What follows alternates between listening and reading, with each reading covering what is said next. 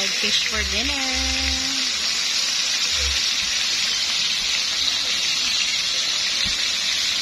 Red Sweet West.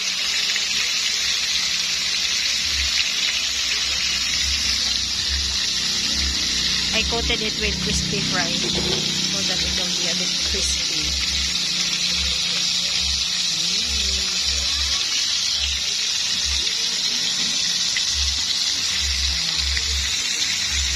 Smells good already.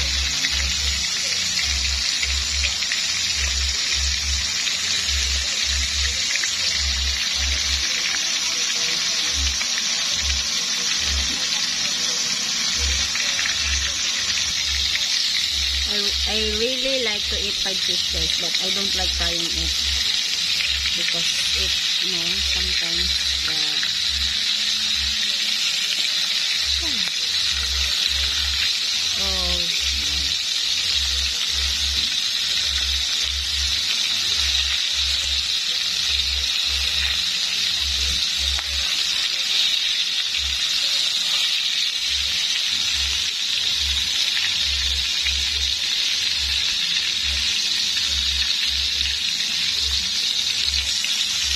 I was able to flip this floor.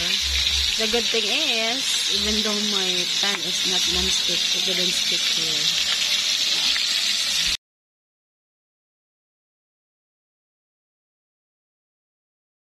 So guys, I'm already finished with frying. And now, here is my favorite, inununan. Oh shoots, I forgot to put onion. Only ginger and garlic. And this one. You know what's inununan, right?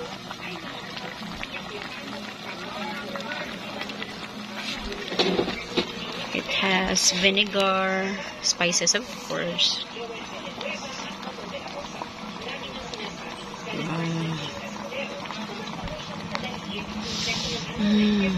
Well, the Tagalogs call this paksiw, but in our language, Bisaya, we call this inununan.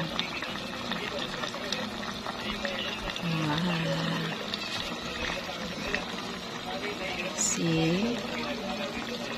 So guys, that will be all for my short video for today, and thank you once again for watching. Bye bye everyone.